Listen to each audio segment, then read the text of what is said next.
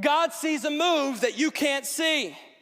And there is no plan that can succeed against our God. Right there in Exodus 14, Israel, they find themselves at a dead end. They're cornered in the natural. They got an army behind them. They got water in front of them. Everyone's freaking out. We're going to die. Moses, you're a bad leader. Why did we ever trust you? Everyone's negative. They're scared. They're fearful. Watch this. There is no way out. They look all around them. We can't go this way. We can't go that way. We can't go back. We can't go forward. There is no way out except upward in prayer.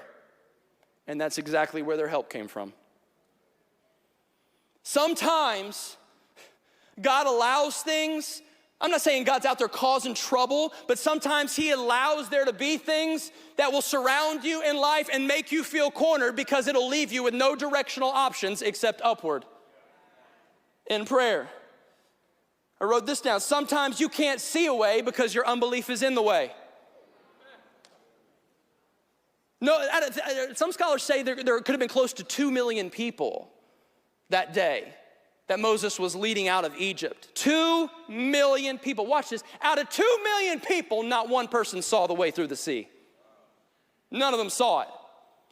None of them could have believed that was ever possible, right? Sometimes you can't see a way because your unbelief is in the way. It's in those moments where I just feel like I routinely need to remind myself to pray, God, give me eyes to see what you see. Give me faith to see what you see in moments where I feel cornered and I feel like I don't know how to get from A to B and I don't know how this is going to open up. God, I feel like I heard you tell me what you want and what you desire, but God, this is not making sense on paper and I can't craft a formula good enough to figure this one out. God, I need eyes to see the way that only you can see. Give me faith to see what you see. Sometimes God will let you be troubled on every side because your only way is upward in prayer. Sometimes God brings us into certain places so that he can bring us to our knees. The hope is, though, that if God brought you into it, he'll make a way to bring you out of it. And just when Israel thought there is no way out, what does God do? He makes a way where there is no way. He makes a way where there is no way. Look at Isaiah chapter 43 and 19. See, I'm doing a new thing. Now it springs up. Do you not see it? Do you not perceive it? I'm making a way in the wilderness, streams in the wasteland. I love this verse. I love it. Now, I know we're not studying Isaiah 43 today, but I love this verse because it says two massively encouraging things. Number one, God says, listen, I'm about to make my move. And number two, you ain't never seen this one before. That's a good God to serve.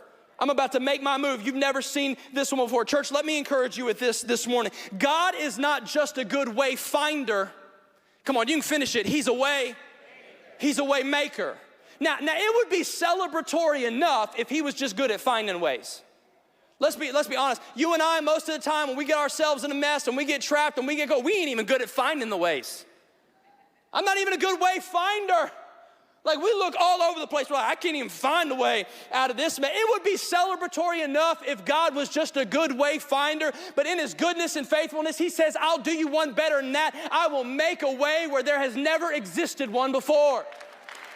I'm not just good at finding old ways that are kind of a little closed up, but it used to be there. God says, oh, we've never done this. I'll do that. Oh, this has never happened. I'll do that. Listen, God sees a move that you don't see. God sees a move right now that you don't see. Whatever that is, I know you were thinking about whatever it is that's bringing you stress and worry and anxiety and panic right now in your life, and you need direction and you need to know Lord, what do I do? Where do I go? How do I go about this? Listen, take assurance today. God sees a move regarding that thing that you don't even see. Don't let that frustrate you. Let that encourage you. He sees a move that you don't see. I have a son. He's 6 years old right now. His name's Jude. Right now, he's in a season where he likes to play tic-tac-toe a lot.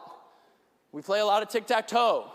You know, I feel like there's just sheets of paper all over the house, just with the lines on it, you know? And I always wanted to play tic-tac-toe. He's just really into it for some reason right now. And so I'm like, listen, son, they don't give scholarships for this. We're going to need to do something else, okay? Really into tic-tac-toe. So I play a lot of tic-tac-toe with them. Can I just be honest? I'm not trying to brag or be prideful, but let me just say this. Like, I win a lot. I win a lot. I'm pretty good. I win a lot of tic-tac-toe. You know why I win a lot? Because I'm 35. And he's 6. That's why I win a lot. I've been around a little longer. I'm a little more seasoned in the tic-tac-toe game, right? I'm 35. He's 6 years old. I win a lot, watch this, because I can see a move that he can't see. You know what you and I are like in life? We're like 6-year-olds trying to play tic-tac-toe.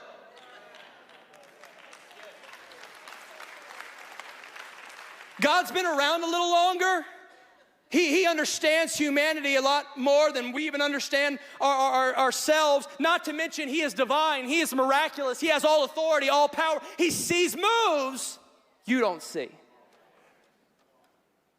Why should I give God his battle back? Because he sees a move you don't see.